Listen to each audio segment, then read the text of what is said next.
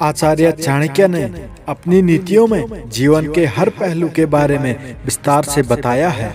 उन्होंने अपने नीति में ऐसी कई बातें बताई है जिन्हें अपनाने पर आप किसी भी समस्या से बाहर आ सकते हैं।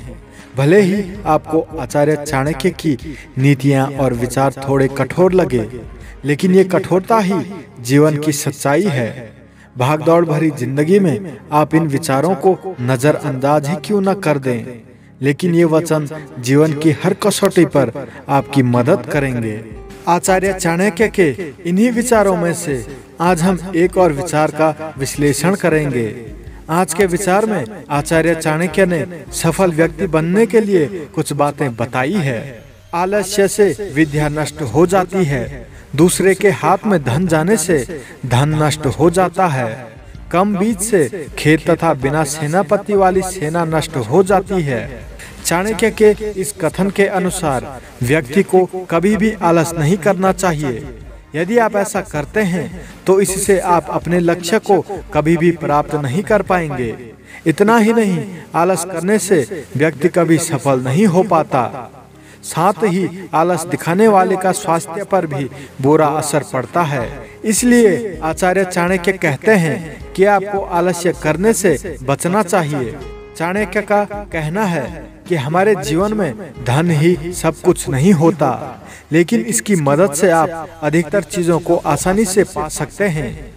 यदि आपके पास पर्याप्त धन है तो समाज से मान सम्मान मिलने के साथ साथ एक खुशहाल भरी जिंदगी भी जी सकते हैं। लेकिन जब आप अपने धन को किसी दूसरे व्यक्ति को दे देते हैं तो इससे आपका जीना दुर्भर हो सकता है।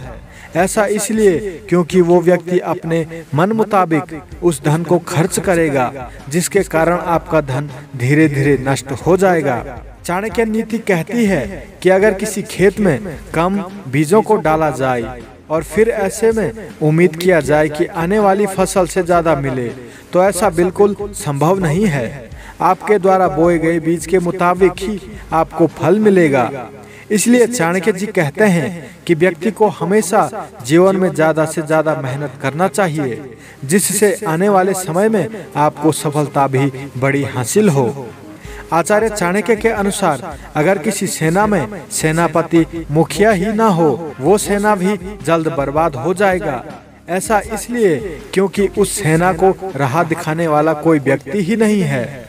ठीक उसी तरह यदि किसी परिवार में मुखिया नहीं होगा तो दिन प्रतिदिन लोगों को मन में कड़वाहट आने लगेंगे और असफलता का सामना करने पड़ेगा, क्योंकि परिवार के सदस्यों को सही रास्ते चलाने का काम सिर्फ एक मुखिया ही कर सकता है।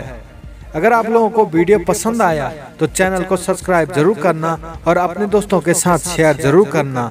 अपना कीमती समय देने के लिए धन्यवाद।